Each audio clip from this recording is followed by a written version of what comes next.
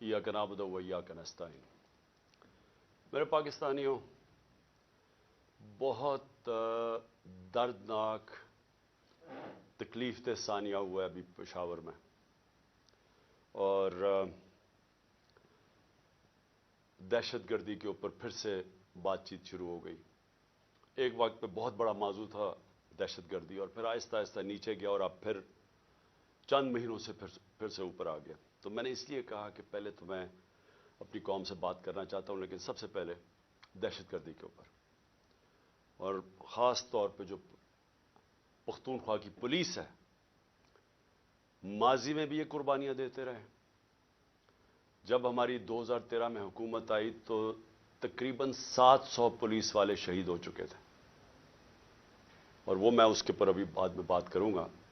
और फिर इनकी कुर्बानी देख के तो मैंने सोचा कि आज मैं इस मौजू के ऊपर बात करूं, क्योंकि मुझे अफसोस से कहना पड़ता है कि इतना बड़ा सानिया हुआ है और इसको पॉलिटिकली एक्सप्लॉइट किया जा रहा है, वो जो मैं अभी आपको बाद में बताऊंगा।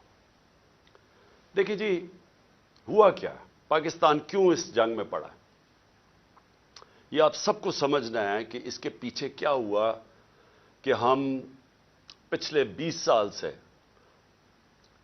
एक अजाब में पड़े हुए हैं, और बीच में पीरियड आया कि जिसमें दहशतगर्दी बिल्कुल नीचे आ गई। लेकिन ये हुआ क्या था, मैं जरा अपनी कौम की माइंड जग जिनको समझ है उनको पता तो चले कि हम यहां पहुंचे कैसे हैं। देखिए, हमने अफगान जहाद लड़ी। सारी जो अफगान जहाद थी वो पाकिस्तान के कबायली इलाके से लड़ी गई थी, जो पुराना कबायली इलाका था।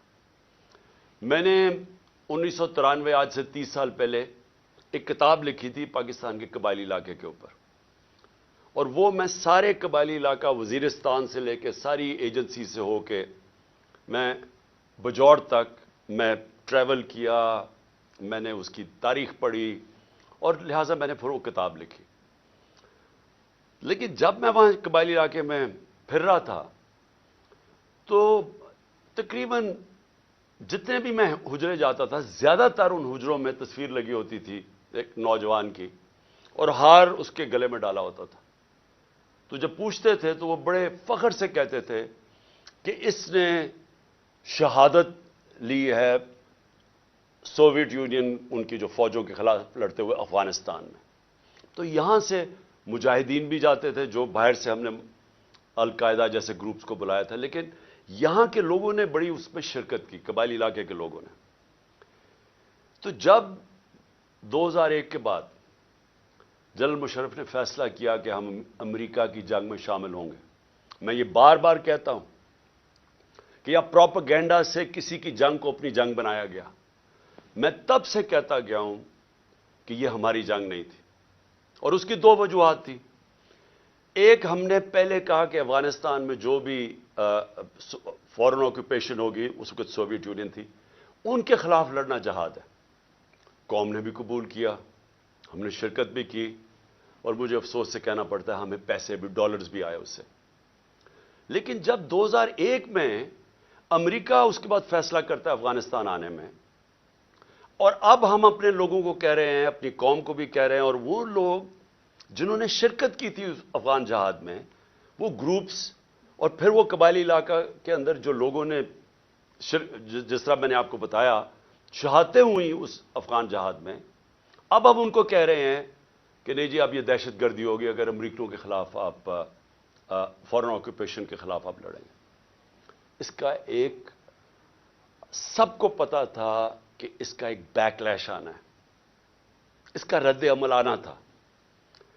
और जब जब मेरी आप स्टेटमेंट्स, मैं 2003 में नेशनल असेंबली में भी बोला, जब पाकिस्तान ने फैसला किया, जनरल मुशर्रफ ने अपनी पहली दफा 1948 के बाद, जब कायदे आजम ने हुक्म किया था कि पाकिस्तान की फौज कबायली इलाके से वापस ले आओ, ये पहली दफा जब मुशर्रफ ने फौज भेजी वहां 2003 में, तो मैंने असेंबली में तकरीर की और कहा कि अगर आप तारीख पढ़ लें कबायली इलाके की, अब कभी यह हिमाकत ना करते, पाकिस्तान से बहुत ज्यादा कबायली इलाका पुरअमन था। जब फौज भेजी, वहां से हमारे मसले शुरू हुए। वो लोग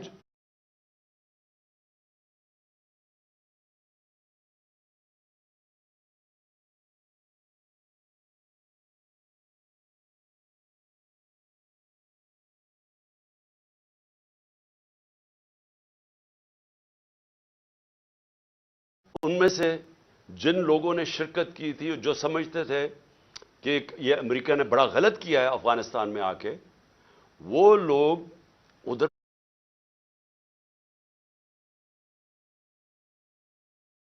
بہت بڑی ایک غصہ آیا. ان کو تو نہیں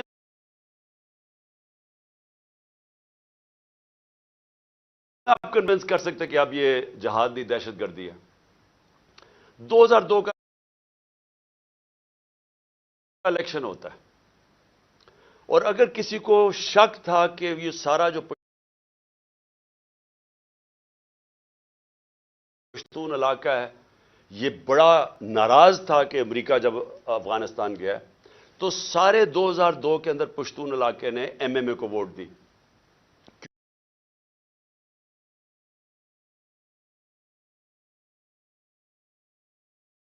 کیونکہ ایم ایم اے واحد پارٹی تھی جو کہہ رہی تھی کہ بہت برا ہوا. دوسرا خیر میں تھا، میری تو پارٹی چھوٹی سی تھی. ہم کہتے رہے اور یہ ایم ایم اے بھی کہتے رہے کہ یہ بڑا غلط کیا امریکہ نے، کیونکہ افغانستان کے لوگوں کو کلیکٹو پنشمنٹ دینے کی کیا ضرورت تھی. القاعدہ ایک گروپ تھا، لیکن ایک پورے قوم کو سزا دینا تو ایک بڑا ایک اس کے خلاف پاکستان کے اندر بھی بڑا عوام نے یہ پسند نہیں کیا، اور کافی غصہ تھا لوگوں میں، خاص طور پہ پشتون بیلٹ میں، کیونکہ وہ انہوں نے کنیکشن جو پشتون اس طرف ہے اور اس کا دوسری طرف قبائلی علاقے کا تو بارڈر ہی کوئی نہیں ہوتا تھا. ڈیورن لینڈ تو تھی کچھ نہیں، تو وہاں سے تو آمد و رفت رہتی تھی دونوں طرف. تو اس کا ایک ری ایکشن آیا، اور ری ایکشن عوام نے پشتونوں نے بتا دیا 2002 میں کہ وہ اس جنگ کے خلاف ہے. انہوں نے ایم ایم اے کو ووٹ دی، کیونکہ دونوں پارٹیز تو ڈرتی ہیں، بات ہی نہیں کرتی تھی امریکہ کے خلاف. یہ تو امریکہ کو اپنا وہ آقا مانتی ہیں، تو یہ تو بولی نہیں. تو جو بول رہی تھی پارٹی ایم ایم اے، ان کو قوم نے ووٹ دی، سارے پشتونوں نے. تو پتہ چل گیا کہ قوم کدھر کھڑی ہے. اب وہاں سے شروع ہوئی، جیسے جیسے ہم پڑھتے گئے امریکہ کی جنگ میں، وہ پھر وہاں دہشت گردی اس کا ری ایکشن آتا گیا. انہوں نے پاکستان کے خلاف جو پھر پہلی دفعہ 2004-05 میں ہم نے ٹی ٹی پی کا نام سنا. یہاں تو کوئی ملیٹنٹ طالبان نہیں تھے. جو جنگ لڑی تھی، جو اس طرف مجاہدین اور طالبان نے انہوں نے لڑی تھی سوویٹس کے اگینسٹ، تو یہاں تو کوئی ملیٹنسی نہیں تھی. تو آہستہ آہستہ پاکستان میں یہ دہشت گردی اور ملیٹنسی بڑھتی گئی. اور مجھے افسوس سے کہنا پڑتا ہے کہ میری طرح کے لوگ جب کہتے تھے کہ یہ بڑا غلط ہو رہا ہے، پاکستان کو نقصان ہو رہا ہے، مجھے طالبان خان کہا گیا. میں جب وہ امریکنوں کی جو افغانستان میں وہ کر رہے تھے، اس کو بار بار میں کہتا گیا کوئی ملٹری سلوشن نہیں ہے. کیونکہ افغانستان کی اگر آپ تاریخ آپ پڑھ لیں تو آپ کو پتہ چلے گا کہ وہ کسی باہر والے کو ایکسیپٹ کرتے ہی نہیں ہیں. تو ادھر بھی کہتے گئے، تو وہاں اینٹی امریکن کا اور ہر قسم کی باتیں کی گئی. لیکن جو لوگ اس علاقے کو جانتے تھے، سب کو پتا تھا کہ یہاں جتنا آپ ادھر پڑھیں گے، ادھر مشکلات ملک کے لیے بڑھتی جائیں گی. اب میں آتا ہوں کہ یہ پھر فاسٹ فارورڈ کر لیں. اچھا، اس سے پہلے میں کہوں گا ڈرون اٹیکس ہونے شروع ہو گئے، اور یہ 2006 سے ڈرون اٹیک 4 سے 5 سے آہستہ آہستہ بڑھتے گئے.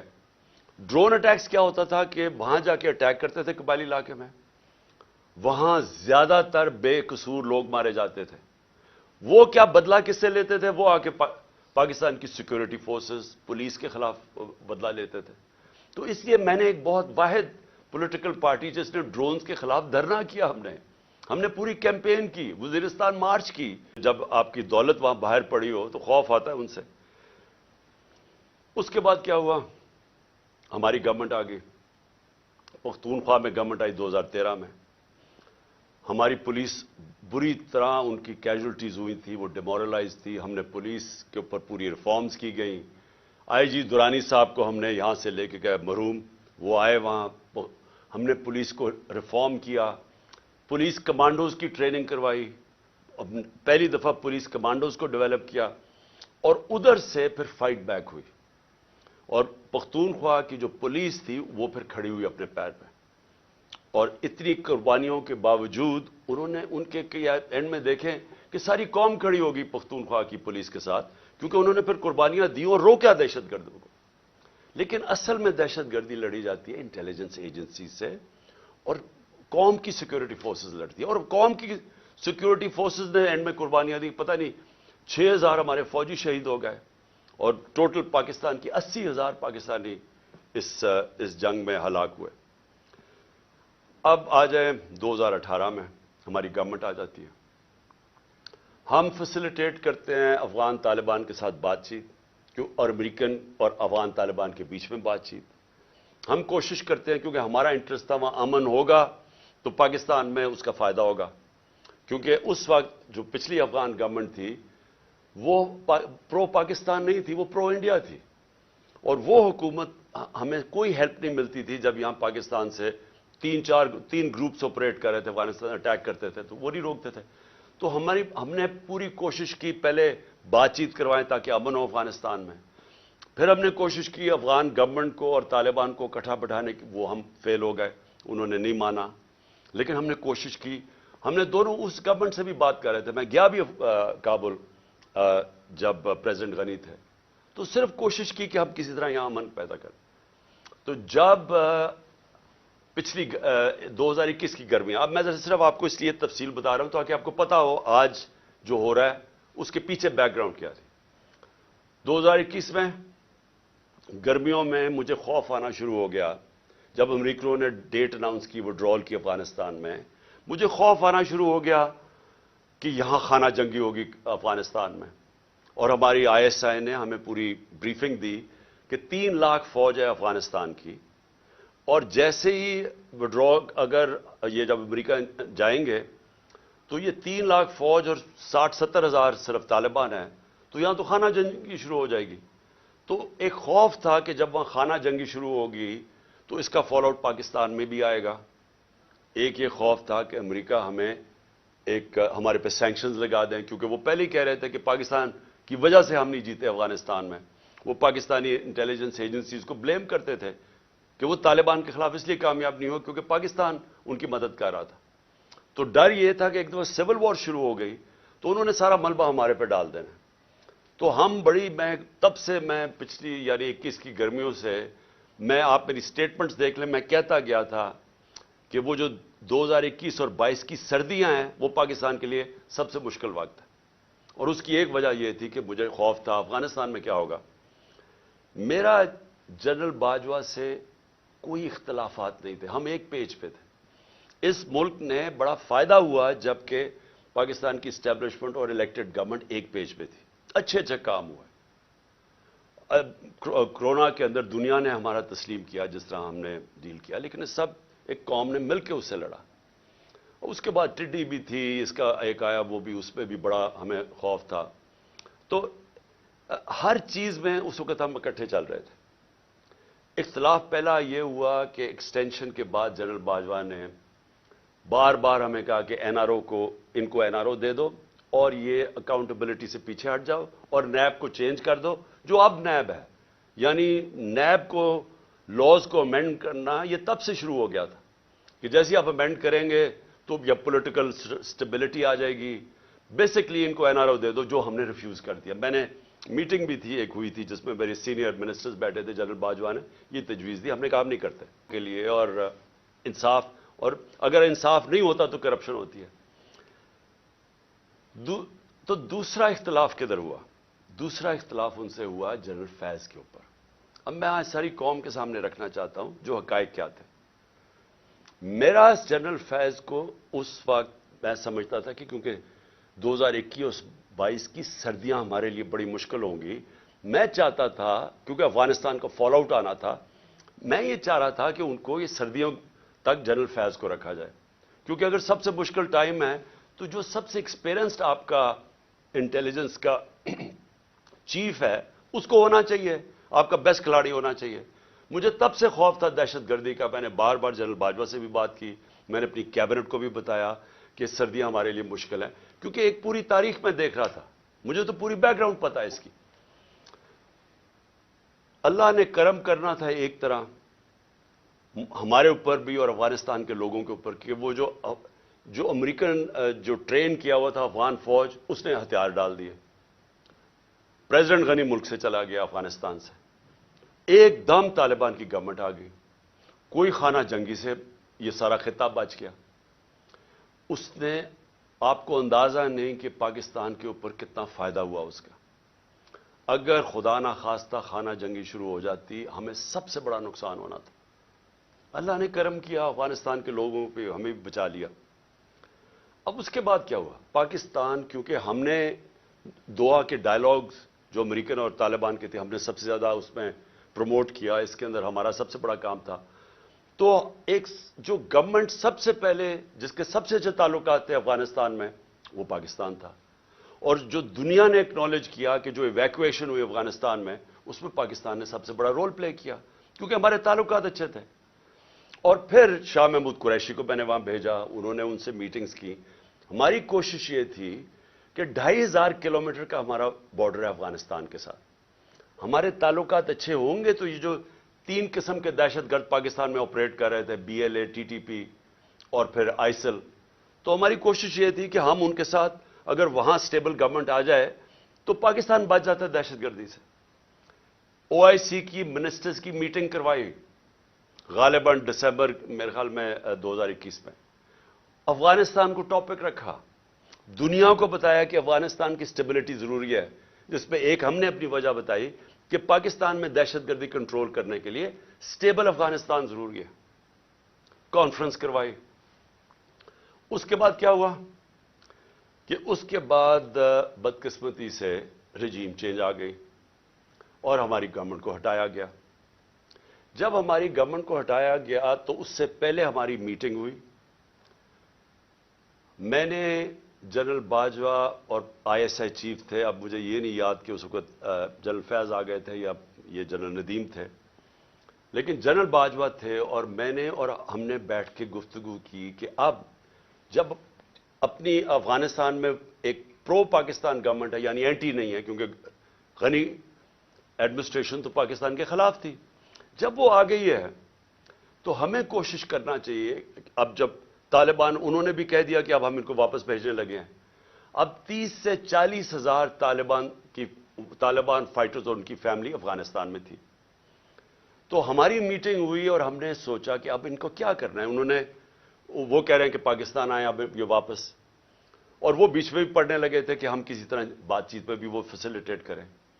اب ڈسکشن یہ ہوئی کیونکہ یہ جو سیکیورٹی ایشوز ہیں وہ تو ہم بات کر, جب ہماری بات ہوئی تو دو ہمارے, خاص طور پہ 2 کی میں بات کر رہا ہوں, 3 جو ایک اور ہمارے بیوروکریٹ تھے جن کو قبائلی علاقے کا اندازہ تھا جو سرو کر چکے تھے, اور ہمارے نور الحق قادری صاحب جو خیبر ایجنسی سے تھے, اور مراد جس نے ساری جو سوات کے اندر پورا آپریشن ہوا تھا طالبان, تو انہوں نے بیٹھ کے بڑا خدشہ بتایا کہ دیکھیں جب وہ آئیں گے تو ان کی سیٹلمنٹ کیسے ہوگی, کیونکہ بڑا مشکل ہوگا, لوگوں کی دشمنیاں ہیں, قتل کیے ہوئے ہیں آپس میں, اور انہوں نے طالبان نے, تو وہ بڑی تشویش تھی.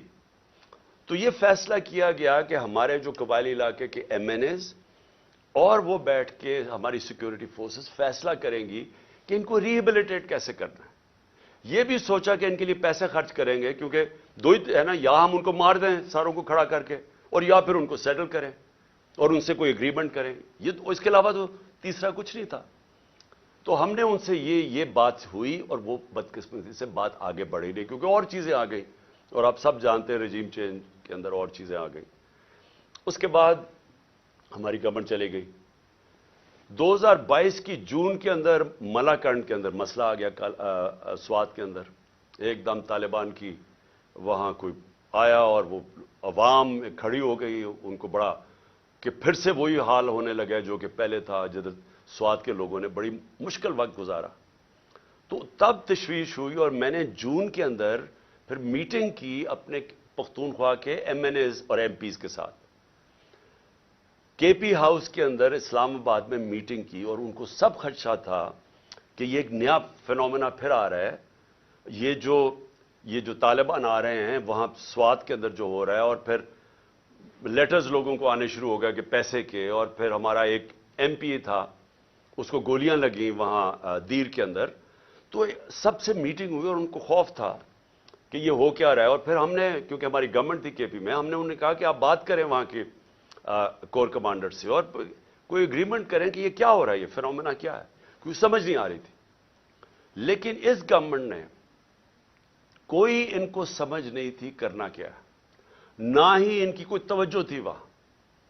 इन्होंने जब जून में वहां से खदशा हुआ कि ये हो रहा है, ये क्या फिनोमेना है, क्योंकि बॉर्डर तो गवर्नमेंट के हाथ में नहीं है पख्तूनख्वा के, तो इनके अंदर कोई किसी को ना समझ थी, ना किसी का इंटरेस्ट था। अजीब अजीब सी इनकी मजाहिया स्टेटमेंट्स आई और वो इशू वहीं का वहीं रह गया। अब ये इशू आहिस्ता आहिस्ता बढ़ना था और अब जिधर ये पहुंच गया है, मुझे अब हुआ क्या, जब पुलिस पे जब ये अटैक हुआ मस्जिद के अंदर, तो अभी वो लोग, वो बेचारे जो, मैं फिर से आज सबके सामने, हम सबको तकलीफ है कि जो जिस तरह की हमने वो सीन्स देखे हैं और जिस तरह वो पुलिस वालों के ऊपर एक गुस्सा और एक गम तारी हुआ था, वो हमने देखा सबने।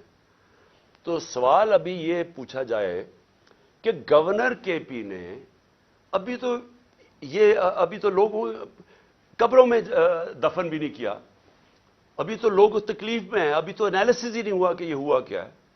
गवर्नर केपी खत लिख देता है कि जी इलेक्शन को डिले किया जाए, मुल्क सूबे का सूरत हाल ठीक नहीं है।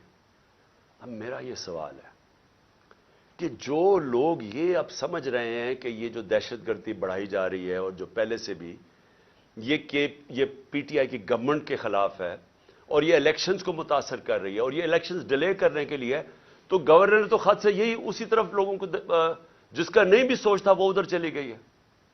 क्या ये अकल है कि जब तक आपने पूरी तरह देखा ही नहीं और पता ही नहीं आपको सिक्योरिटी सिचुएशन क्या है, सीधा बैठ के कह दिया कि इलेक्शन डिले करो। जो प्रो गवर्नमेंट के तज्जिया नगार हैं वो भी शुरू हो गए कि जी इलेक्शन डिले किया जाए। तो कुछ तो सोच लें कि लोगों के अंदर जिधर पहले ही खदशात है, एक ट्रस्ट डेफिसिट हुआ है केपी के अंदर, पख्तूनख्वा के लोगों को इत्मीनान चला गया है कि ये दहशतगर्दी है क्या। हम सब जानते हैं कि पीटीएम के क्या नारे हैं, और जब पहले से खदशे हैं तो ये गवर्नर स्टेटमेंट दे रहा है कि जनाब इलेक्शन डिले कर दे। तो मेरा सबसे बड़ा सवाल अब ये कि आज मैं इस गवर्नमेंट और इनके लोगों से पूछना चाहता हूं कि जो हमें जिम्मेदार ठहरा रहे हैं, मैं ये पूछना चाहता हूं कि मैं उसका तो जवाब दे सकता हूं जब हम इक्तदार में थे। जब हम इक्तदार में नहीं हैं, ये कहना कि क्योंकि उस दिन दौर में इन्होंने ये किया तो आज ये हो गया, सवाल ये है कि हमारे दौर में क्यों नहीं हुआ। 2013 से हमारी गवर्नमेंट थी पख्तूनख्वा, जो सबसे बड़ा सूबा जो तबाही में थी, 2013 से 18 तक जरा दहशतगर्दी देख लें कि पख्तूनख्वा में कितनी हुई हमारे दौर में, और 2018 से अब तक हमारी जब गवर्नमेंट थी, मुझे यह बता दें कितनी दहशतगर्दी थी। तो आज हमें यह कहा जा रहा है कि जनाब वो क्योंकि उन्होंने पता नहीं क्या, क्योंकि आज दहशतगर्दी बढ़ गई। ये बिल्कुल इसलिए इसी तरह है, जिसके ऊपर अभी मैं इसके बाद आऊंगा, कि जनाब इन्होंने पता नहीं आज जो माशी बुरहान आ गया और जो तबाही मच गई है पाकिस्तान में, जो लोगों की उम्मीद ही मुल्क से चली गई है, जो माशी हालात हैं, तो वो कह रहे हैं कि जी वो हमारी वजह से हुआ है। हम उसके जिम्मेदार हैं जो हमारे दौर में हुआ है। जब हम पावर में नहीं है, हमारे से क्यों जवाब पूछ रहे हैं। मैं आज फिर से मैं बार बार कहता रहूंगा, मुझे इनका पता था कि ये नाहल और करप्ट लोग, इन्होंने तो 30 साल हुकूमत की और मुल्क को यहां पहुंचाया है। और अब ये कहना कि ये जो जनरल बाजवा की सोच थी कि अब आके ये मुल्क ठीक कर देंगे, जो 17 साल में सबसे बेहतर पाकिस्तान की इकोनॉमिक परफॉर्मेंस थी, उस इकोनॉमिक परफॉर्मेंस के ऊपर रिजीम चेंज करके इनको ले आए। मैं बार बार जनरल बाजवा को कहता रहा और मैंने वाज़ेह तौर पे शौकत तरीन को भिजवाया। मैं इसलिए आपको कहूंगा कि हमें पता था ये क्या होना है। मैं इनको जानता हूं 30 साल से, जो इन्होंने किया पाकिस्तान के साथ। ये जो कर्जे चढ़े हुए हैं आए, जब से ये आए हैं, जरा देखें इन्होंने, ये अमीर होते जाते हैं, मुल्क मकरूज होता जाता है। तो इन्होंने मुल्क कैसे ठीक करना था। जो मुल्क को तबाही की तरफ लेके जाए वो मुल्क ठीक कैसे कर सकता है। इनके ये जो नून लीग की 99 ये गवर्नमेंट छोड़ के गए हैं, जरा देख लें कि क्या हाल था पाकिस्तान की माइशत का, और अब ये जो 2018 में छोड़ के गए तब देख लें क्या हाल था। तो अब इनको जब हमें हटा के इनको लेके आए, इन्होंने अब ठीक कर देना था मुल्क। चलती हुई माइशत जो 17 साल में उसकी ग्रोथ रेट, यानी जो इकॉनमी में दौलत में इजाफा हो रहा था, 5.7 اور 6%. آخری 2 سالوں میں کورونا کے باوجود.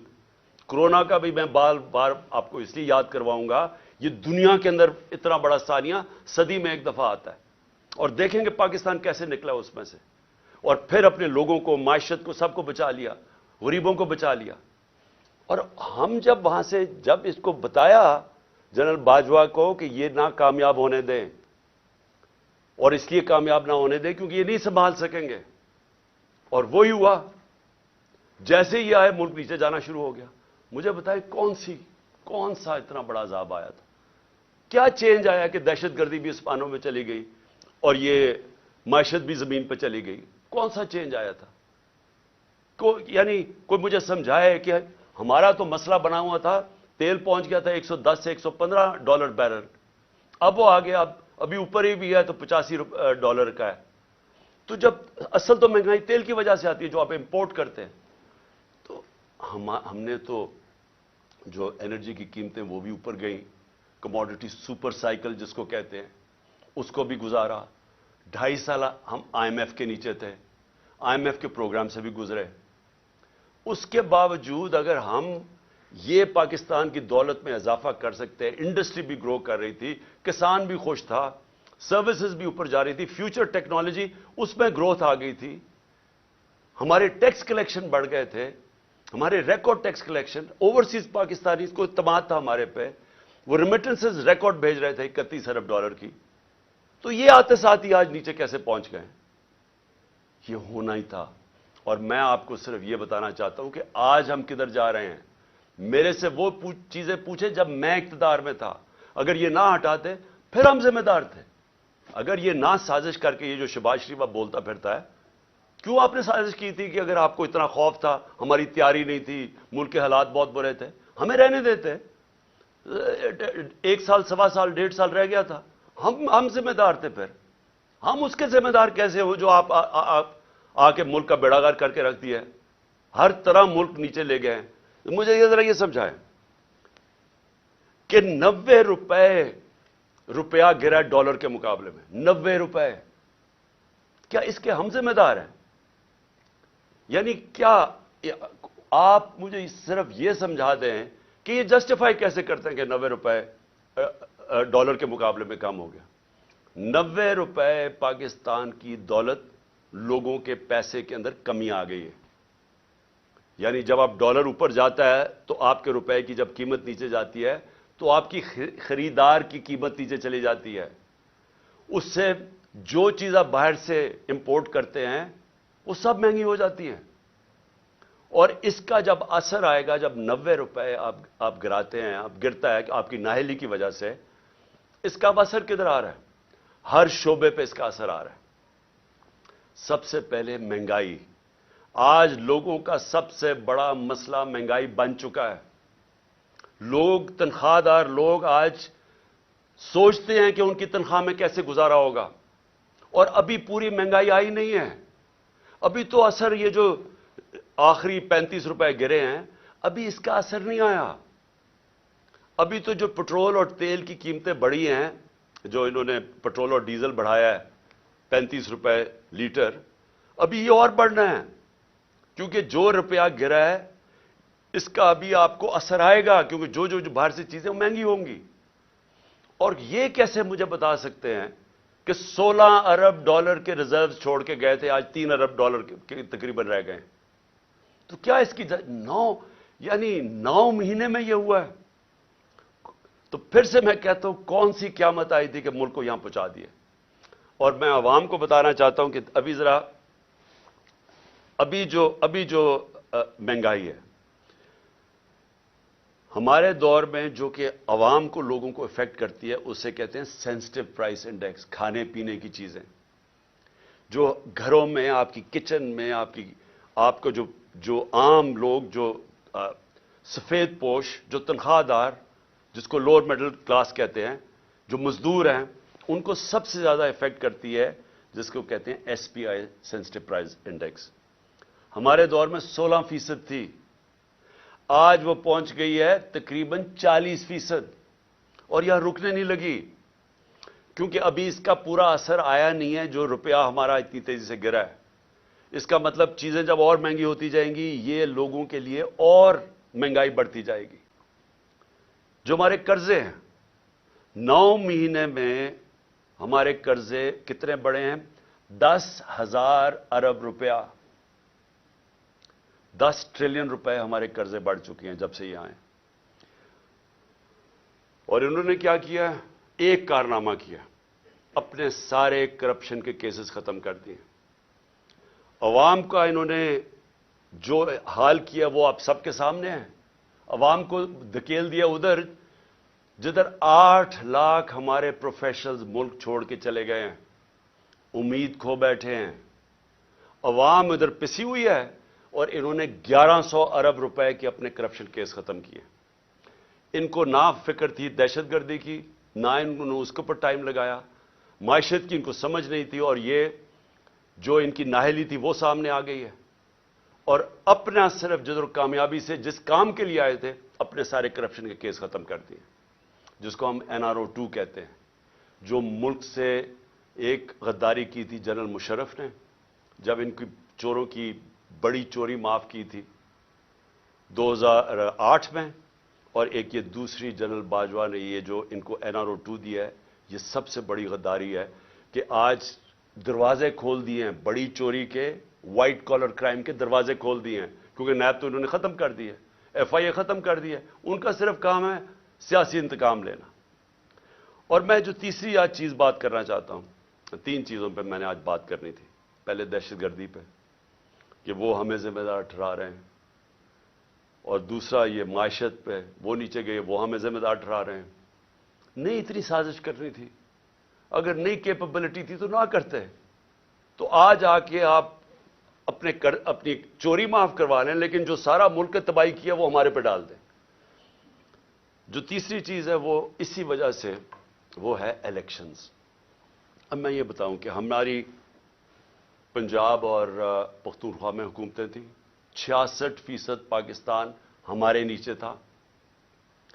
ہم نے پہلی دفعہ اس ملک کی تاریخ میں اپنی 2 گورنمنٹس کو ڈیزالو کیا، اپنی گورنمنٹس چھوڑی. ہم نے کیوں چھوڑی؟ اب ہمیں کوئی ضرورت نہیں تھی، کسی نے بندوق نہیں رکھی تھی ہماری گورنمنٹ کرانے کے لیے. ہم نے اس لیے چھوڑی کیونکہ ہم سب کو خوف آ رہا ہے پاکستان کا. یہ جو تباہی کی طرف یہ لے کے جا رہے ہیں، اور مجھے خوف ہے کہ آگے اور ہم نے کتنا نیچے جانا ہے. IMF مل بھی گئی تو وہ بھی کینسر کا علاج ڈسپلن سے ہوگا. خوف یہ تھا کہ اگر یہ زیادہ، اور ان کا کوئی الیکشن کروانے کا سوچ نہیں. یہ بھی واضح ہو جانا چاہیے کہ اتنی جلدی انہوں نے پشاور کے ثانیہ کو استعمال کیا ہے کہ کس طرح الیکشن ڈیلے ہو جائے.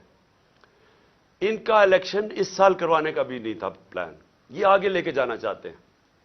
اور ان کی پوری کوشش یہ ہے کہ کسی نہ کسی طرح یہ تب الیکشن کروائیں جب یہ سمجھیں کہ تحریک انصاف ختم ہو چکی ہے. یہ ان کا پلان ہے. اور ہم نے اس لیے یہ الیکشن کا فیصلہ کیا، اور ہم نے یہ سوچا کہ کس طرح ہم الیکشن کروا سکتے ہیں. ہم نے کہا اپنی گورنمنٹ سے نکل جاتے ہیں، اور ہم نے آئین کو سامنے رکھتے ہوئے یہ فیصلہ کیا. آئین کے اندر بڑا واضح ہے، اس میں کوئی ابہام نہیں ہے، کوئی بھی اس کے خلاف نہیں جا سکتا. آرٹیکل 105 آئین کا واضح طور پہ کہتا ہے کہ جب اسمبلیز ڈیزالو ہوں گی تو 90 دن اور اس سے کم میں الیکشن ہوگا. کوئی ifs اینڈ بٹس نہیں ہے اس میں. یہ ہم نے قربانی اس لیے دی کہ ہم سے یہ سمجھتے تھے کہ یہاں ایک ہی طریقہ ہے کہ ایک دفعہ پنجاب اور پختونخوا میں الیکشن ہو گیا تو مجبوراً 66% پاکستان میں الیکشن ہوگا، مطلب سارے ملک میں ہو جائے گا. تو ہم نے تو اس لیے دی. اب یہ اس سے بھاگ رہے ہیں. سب مل کے اب کوشش کر رہے ہیں کہ کسی نہ کسی طرح اس سے باہر نکلیں. اب میں سارے پاکستانی کو بتانا چاہتا ہوں، اپنی ساری لیگل کمیونٹی کو بتانا چاہتا ہوں، اپنے وکلا اور اپنی عدلیہ کو بتانا چاہتا ہوں کہ جتنا بڑا یہ نقصان پہنچے گا اگر یہ کامیاب ہو گئے 90 ڈیز سے آگے لے جانے کی، وہ کوئی نہیں بھولا آج تک. کوئی وجہ نہیں ہے کہ 90 ڈیز سے آگے لے کے جائیں. یہ کہیں گے کہ جی وہ ہو دہشت گردی ہو گئی. 2013 میں دہشت گردی نہیں تھی, 2008 میں دہشت گردی نہیں تھی, تب کیوں نہیں الیکشن آگے کیے؟ اور پھر اور یہ یاد رکھیں کہ 2008 کے اندر الیکشن اس لیے آگے کیے گئے تھے کیونکہ وہاں ایک ڈیموکریٹک سیٹ اپ نہیں تھا, جنرل مشرف کی گورنمنٹ تھی, اس لیے الیکشنز کو آگے کیا گیا تھا. تو یہ جو پلان کر رہے ہیں کہ جی کسی طرح اس کی آڑ لے کے دہشت گردی کی الیکشن آگے کریں گے, اس سے بڑا ظلم اس ملک میں نہیں ہوگا, کیونکہ اس کا مطلب کہ وہ سیٹ اپ صرف اس لیے رہ جائے گا, وہ ڈرا صرف ایک راستے میں ہے کہ کہیں عمران خان اور پی ٹی آئی نہ جیت جائے. اور وہ انہوں نے کیا کہ آئین کی وائلیشنز تو بھی شروع کر دی ہیں. سب سے پہلے تو ایک جو آرٹیکل 105 ہے, گورنر نے کیوں نہیں اناؤنس کی ڈیٹ ابھی تک, یہ ڈائریکٹ آئین کی وائلیشن ہے. جو بھی 90 ڈیز سے آگے لے کے جائے گا اس کے اوپر آرٹیکل 6 لگے گا. اور دوسری چیز جو انہوں نے کیئر ٹیکر گورنمنٹس بنائی ہیں, یہ بالکل پاکستان کے آئین کی وائلیشن ہے. آئین نے صرف کیئر ٹیکر گورنمنٹ کا سیٹ اپ اس لیے ہونا تھا کہ وہ غیر جانبدار ہوں گے, امپارشل ہوں گے, تاکہ اس غیر جانبدار سیٹ اپ ہی صرف ملک میں صاف اور شفاف الیکشن کروائیں گے. یہ مقصد تھا اس کا. ہو کیا رہا ہے اب؟ وہ حکومتیں آ گئی ہیں پختونخوا میں اور یہاں پنجاب میں, جو یہ نہیں کہ وہ صرف غیر جانبدار نہیں ہیں, وہ سخت ہمارے خلاف ہیں. ابھی سے سارے قدم اٹھانے شروع ہو گئے ہیں, جو کہ یہ شہباز شریف کی حکومت بھی نہ تھوڑا سوچ سمجھ کے کرتی, کیونکہ جلدی میں ہے. ابھی سے ہمارے اوپر کیسز قدم جو فواد چودھری سے انہوں نے کیا, اور فواد چودھری سے کیوں کیا؟ فواد چودھری کا یہ بتانے کی کوشش کر رہے ہیں کہ ہم اس طرح آپ کو ذلیل کریں گے. ہتکڑیاں, وہ کوئی دہشت گرد تھا, اس کے منہ پر کپڑا ڈال کے لے کے آ رہے ہیں, اس کو کمرے میں یعنی اتنی سردی کے اندر اس کو کمرے میں زمین پہ اس کو سلوا رہے ہیں. وہاں کون سا جرم کیا اس نے؟ اعظم سواتی سے پہلے یہ کیا, شہباز گل سے پہلے یہ کیا. یہ لوگوں کو ڈرا رہے ہیں کہ یہ ہم کر دیں گے آپ کے, تاکہ آپ چپ کر کے کسی نہ کسی طرح ہاتھ کھڑے کر کے تو ان نون لیگ کو الیکشن جیتتے جائیں. اور تب تک یہ نہیں کریں گے جب تک یہ سمجھیں گے کہ انہوں نے یہ کیئر ٹیکر لے کے اس لیے آئے ہیں, ہمارے اوپر تشدد کریں, کیسز کریں, جیلوں میں ڈالیں, ڈرائیں دھمکائیں, ایف آئی آرز کریں, کرپشن کیسز کریں. پرویز الہی کے گھر پولیس بھیج دی کل, کتنی گاڑیاں چلے گئی وہاں اس کے اوپر. ہمارے وہ ورکرز کے ان کو پولیس بلا کے ہراساں کرنا شروع ہو گیا کہ تمہارے کیسز کریں گے, ان کو ٹیلی فون کر رہے ہیں. تو کیا یہ کیئر ٹیکر کرتی ہے؟ کیا پاکستان کی تاریخ میں کبھی کیئر ٹیکر نے ایسی حرکتیں کی ہیں؟ میری جے آئی ٹی, اب ذرا یہ سن لیں, میری جو جے آئی ٹی بنائی ہوئی ہے, جو میرے اوپر قاتلانہ حملہ ہوا, یہ سوچیں کہ وہ ابھی نوٹیفائڈ ہے, پنجاب گورنمنٹ نے نوٹیفائی کی ہوئی ہے وہ جے آئی ٹی. اس کو آتے ساتھ ہی سارے اس کو نان فنکشنل کر دیا, اس کے ریکارڈ سیل کر دیے. کس چیز کا خوف ہے؟ پہلے وہ 2 ڈی پی او گجرات اور یہ جو سی ٹی ڈی کا ایس ایس پی تھا, وہ کوآپریٹ, وہ ہمارے نیچے آفیسرز کام کر رہے ہیں, وہ پنجاب گورنمنٹ کی بنائی ہوئی جے آئی ٹی سے وہ کہتے جی ہم جواب دینی ہے. ان کو کہا فون پکڑائیں جنہوں نے آپ نے ویڈیوز بنائی ہوئی ہیں, نہیں جی ہم نہیں دیتے. انہیں کہا جے آئی ٹی کے سامنے ہم نہیں آتے. کون ان کے پیچھے ہے؟ کون اتنا طاقتور ہے کہ پنجاب پولیس اتنی کانفیڈنٹ ہو جائے, اتنا اس کو اعتماد ہو کہ ان کے پاس کوئی طاقتور ان کے فورسز ہیں کہ ایکس پرائم منسٹر بڑی پارٹی کا ہیڈ اپنی ایف آئی آر نہ کٹوا سکے اپنے صوبے میں. اور پھر جن کو خوف ہے, وہ جو طاقتور لوگ جن کو خوف ہے کہ کوئی چیزیں نہ سامنے آ جائیں جے آئی ٹی کی, وہ سارے طاقتور لوگ پوری کوشش کریں سیبوٹاج کرنے کی. لیکن سیبوٹاج کرنے سے پہلے کیا چیزیں سامنے آ گئی ہیں؟ پہلے میں یہ ذرا آپ کو 2 چیزیں بتا دوں کہ پہلے تو 16 دسمبر کو جے آئی ٹی نے جو فورینسک رپورٹ دی تھی عدالت میں, اس میں کیا چیز آئی؟ 2 شوٹر تھے. انہوں نے یہ اسٹیبلش کر دیا کہ دو بندوق والے تھے جنہوں نے گولیاں چلائی. وہ 16 دسمبر کی آ گئی. اب 3 جنوری کی جو فورینسک رپورٹ ہے جو عدالت میں اب گئی ہے, ابھی گئی ہے عدالت کے اندر, یہ عدالت میں جمع ہو گئی ہیں. اس نے اسٹیبلش کیا ہے کہ 3 شوٹر تھے. سو جو سارا بنایا ہوا تھا کہ جی ایک دینی انتہا پسند ہے جس نے کہا میں اکیلا ہوں, اس کو پڑھا کے بھیجا تھا پہلی سٹیٹمنٹ میں اکیلا ہوں, تو پہلے تو یہ ثابت ہو گیا کہ 3 شوٹر تھے. تو ساری جو سازش تھی وہ سامنے آ گئی. اور 3 شوٹر اس طرح تھے کہ اس کی گولیاں جو ہم کہہ رہے تھے, جو میں بھی کہہ رہا تھا کہ اوپر سے میرے گولی چھت سے گولیاں, ان کے گولیوں کے خول مل گئے جو انہوں نے آئیڈینٹیفائی کیا جی آئی ٹی نے, جو کہ اب عدالت میں جمع کروا دی.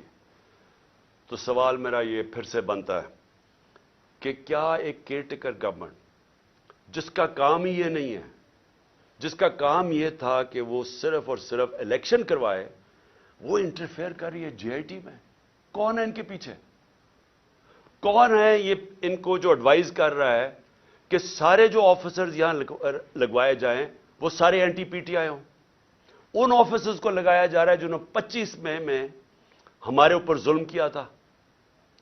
ہم نے 22 صرف ساری پنجاب کی فورس سے ہم نے 22 لوگوں کے نام دیے تھے کہ ان کو آپ کو نہیں لگانا چاہیے, یہ سخت ہمارے تحریک انصاف کے خلاف ہے, انہوں نے ہمارے اگینسٹ ایکشن لیا تھا.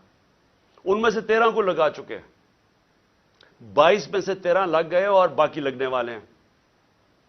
کون سی کیئر ٹیکر گورنمنٹ نے پاکستان کی تاریخ میں یہ کیا ہے؟ اور میں ایک اور بھی بات کرنا چاہتا ہوں, کیونکہ یہ میرے اوپر جو قاتلانہ حملہ ہوا تھا, ایک قیامت کی نشانی آ گئی ہے. آصف زرداری نے میرے اوپر ہرجانہ کر دیا, ڈیفیمیشن کر دیے. ڈیفیمیشن کا کیا مطلب ہوتا ہے؟ کہ میری ریپوٹیشن کو نقصان پہنچایا گیا ہے, اس لیے میں عدالت میں جا رہا ہوں. آصف زرداری صاحب, سب سے پہلے جب یہ عدالت میں کیس جائے گا, میں تو بڑا شکر کر رہا ہوں کہ آپ عدالت میں آئیں گے. سب سے پہلے وہ آپ سے پوچھیں گے کیا آپ کی کوئی ریپوٹیشن ہے جو خراب ہوئی ہے, اس کو نقصان پہنچ سکتا ہے.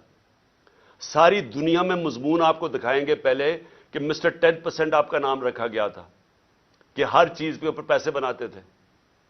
سندھ کے لوگوں سے پوچھیں کہ کیا ظلم کا نظام آپ نے وہاں رکھا ہوا ہے. قرآن پہ ہاتھ رکھ کے بتائیں کہ آپ نے اب تک کتنے لوگ مروا چکے ہیں. وہ جج کا جو نام آپ کے اوپر آتا ہے, بتائیں نا لوگوں کو کہ آپ نے کیا کیا کیا اپنی ماضی میں, کس طرح کی دہشت پھیلائی ہوئی آپ نے سندھ کے اندر. تو کیا کسی نے رائٹنگ میں دیا تھا کانٹریکٹ؟ مجھے پتا چل ہی گیا تھا نا کہیں سے, تو میں اس لیے بول رہا تھا تب, اور جلسوں میں کہہ رہا تھا کہ کرنے والے ہیں. اس سے پہلے بھی ایک پلان بنایا ہوا تھا, یہ پلان بھی بنا تھا. تو کوئی مجھے رائٹنگ میں تو کسی نے نہیں کہا تھا کہ آپ ثبوت دیں. جی مجھے انفارمیشن ملی تھی تو میں نے کہا تھا, اور وہ ساری انفارمیشن ثابت ہو رہی ہے. یہ جو جی آئی ٹی میں کور اپ کرنے کی کوشش ہو رہی ہے, یہ طاقتور لوگ اپنے آپ کو بچا رہے ہیں. تو جی دہشت گرد کا خود کش حملہ ہو گیا اور عمران خان کو مار دیا. میں یہ اس لیے ساری قوم کے سامنے لے کے آ رہا ہوں کہ آصف زرداری, آپ نے جو اربوں روپیہ اس ملک کا چوری کر کے باہر رکھا ہوا ہے, یہ قوم آپ کو معاف نہیں کرے گی. اس لیے میں نے کیا ہے کہ آپ پیسہ نہ انجوائے کریں, بعد میں یہ سمجھیں حملہ کروا کے کروا دیں. اور وہ جو آفیسرز بھی ہیں ان کا بھی مجھے پتہ ہے کون ملوث ہے ان کے اندر, اور اس لیے میں پہلے سے لوگوں کو آگاہ کر رہا ہوں. اور میں بڑا شکر کر رہا ہوں کہ اس آدمی کو میرے ساتھ عدالت میں کھڑا کرو. میں اس کی پوری کتاب ہوگی, اتنی بڑی کتاب ہوگی بتانے کے لیے کہ اس کے پاس ریپوٹیشن ہی نہیں ہے ڈیفینڈ کرنے کے لیے. آخر میں اپنی قوم کو میرا آخری پیغام یہ ہے, یہ آج کی تقریر کا, کہ دیکھیں ایک ملک پھر سے یہ یاد رکھیں کہ اس کے پیچھے ایک بڑی خواب تھی. اس ملک کو بنانے کے لیے ساری دنیا, مسلمان دنیا میں خوشیاں ہوئی تھیں. مجھے البینیا کا پرائم منسٹر ملا ایک دفعہ. اس نے کہا کہ ہم قائد اعظم کی تقریریں سنا کرتے تھے, اب وہ فوت ہو گئے, ہم ریڈیو پہ سنا کرتے تھے. اور نیلسن منڈیلا نے کہا کہ وہ قائد اعظم کی تقریریں سنتے تھے کیونکہ وہ سارے آزادی کی جنگ میں ملوث تھے. اور اس نے کہا کہ مٹھائیاں بانٹی گئیں البینیا کے اندر جب پاکستان بنا. یہ ساری مسلمان دنیا میں ایک ہوپ آئی کہ کیسا ملک بنے گا. اس وقت سب سے بڑی پاکستان کی آبادی تھی مسلمان ملکوں میں. بدقسمتی سے ناانصافی کی وجہ سے ایسٹ پاکستان علیحدہ ہوا. تو اس وقت سارے لوگوں نے امید لگائی ہوئی تھی کہ ایک ایسا ملک آئے گا جو لیڈ کرے گا مسلمان دنیا کو. ہم کدھر پہنچ گئے وہاں سے؟ ہمارے پاس یہ چور اوپر بیٹھ کے آ کے پیسے ان کے باہر پڑے ہیں, ملک کا ان کو کوئی فکر ہی نہیں ہے. روپیہ 90 روپیہ ڈالر مہنگا ہو گیا ہے ان کے 9 مہینے میں. ان کو کیا فائدہ ہوا؟ ان کو کیا نقصان ہوا؟ فائدہ ہی فائدہ, نقصان زیرو, کیونکہ ان کے ڈالرز میں پیسے پڑے ہوئے ہیں باہر. ان کے تو ڈالر اور ان کی ویلیو اوپر چلے گی, انہوں نے تو پیسہ باہر رکھا ہوا ہے, ان کو تو فائدہ ہو گیا. نقصان ہماری طرح کے پاکستانیوں کو ہو رہا ہے جن کا جینا مر رہا ہے یہاں. ان کے لیے تو عذاب ہو جاتا ہے جی ای سی ایل پہ ڈال دیا, مجھے ڈالیں ای سی ایل پہ, مجھے کیوں نہیں فکر کہ اچھا جی ای سی ایل پہ ڈالیں گے تو مجھے بڑا کوئی مسئلہ ہو جائے گا. ان کو کیوں مسئلہ ہے؟ کیونکہ پیسے گننے ہوتے ہیں, پراپرٹیز باہر دیکھنی ہوتی ہیں, بڑے بڑے ہیرڈ جیسے جگہ پہ شاپنگ کرنی ہوتی ہے, بڑے بڑے باہر ریسٹورنٹس میں جب اتنا بڑا پیسہ آ جائے تو وہ خرچ بھی کرنا ہے نا, وہ پاکستان میں تو نہیں ہو سکتا. عذاب ای سی ایل پہ ڈال کے, مجھے ڈال دیں ای سی ایل پہ. جن کا جینا مرنا آج پاکستان میں ہے وہ سارے آج تشویش میں ہیں, غم زدہ ہیں, سب کو خوف آ رہا ہے آگے کدھر ملک جا رہا ہے.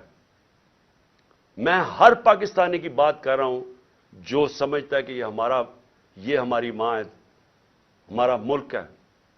وہ سب آج ان سب کو خوف آ رہا ہے کہ جو ڈائریکشن میں پاکستان جا رہا ہے. اور میں پھر سے یہ کہتا ہوں کہ ہمیں وقت ہے ابھی بھی, اور ایک راستہ ہے بس. جو مرضی, میں آپ سے نہیں کہہ رہا, میں 8-9 مہینے سے ایک ہی بات کہہ رہا ہوں کہ یہ جو لوگ آئے ہیں اس سے نکلنے کا ایک ہی حل ہے, ایک فری اینڈ فیئر الیکشن کروائے جائیں جلدی سے جلدی. عوام کے مینڈیٹ سے گورنمنٹ آئے, جب عوام کی بیکنگ سے گورنمنٹ آئے گی وہ بڑے فیصلے کرے گی. یہ چوہوں کی طرح نہیں, یہ چوروں کی طرح نہیں جو ڈرتے ہیں فیصلے کرتے ہوئے, کیونکہ ان کو ان کا تو مقصد ہی گورنمنٹ میں اور آنے کا, یہ ملک تو ٹھیک نہیں کرنے آئے. ان لوگوں کو جن کو پبلک بیک کرے گی, پبلک مینڈیٹ سے آئیں گے, وہ بڑے فیصلے کریں گے. جب وہ بڑے فیصلے کریں گے اس فیصلوں سے یہ ملک نکلے گا اس بحران سے. یہ صرف انتظار کر رہے ہیں. میں ختم کرتا ہوں, کرکٹ سے ختم کرتا ہوں کیونکہ میری بڑا زندگی کا حصہ تھا کرکٹ. یہ میچ ایسا ہے, یہ میچ کھیلنا چاہتے ہیں ان کے اپنے امپائر, اپنے سلیکٹروں, اپنی پچ ہو, اپنا تھرڈ امپائر ہو. قانون یہ بیچ میں میچ کے بدلتے رہے, دیکھ رہے ہیں نا, دوسری ٹیم شاید جیتنا جائے, قانون بھی بدلتے ہیں, قانون بھی گیم کے یہ بدل رہے ہیں. اور جو مخالف ٹیم ہے اس کے کیپٹن کو یہ جیل میں ڈالنا چاہتے ہیں, اس کی اچھے پلیئرز کو یہ ان کے اوپر مقدمے کر کے ان کو باہر رکھنا چاہتے ہیں ٹیم سے. باقی جو ٹیم ہے ان کو کوئی پولیس ڈنڈے شنڈے مار کے کسی کی ٹانگ توڑ دی, کسی کا ہاتھ توڑ دیا. اوپر سے جب یہ سمجھے گے نا کہ اب یہ ٹیم بالکل ہی اب نکارا ہو گئی ہے, تو پھر وہ 12th مین جو باہر لندن میں بیٹھا ہوا ہے وہ جب سمجھے گا نا, وہ اتنا ڈرپوک آدمی, وہ صرف تب واپس آئے گا جب وہ سمجھے گا اب ٹیم قابل ہو گئی ہے کہ جناب میں اب نیلسن منڈیلا آ کے اب میں جیتوں. ایسے ہونا نہیں لگا, کیونکہ ایک اور امپائر ہے مالک یوم الدین, وہ فیصلہ کر بیٹھا ہے. آپ جو مرضی کر لیں, میچ آپ نے ہارنا ہے.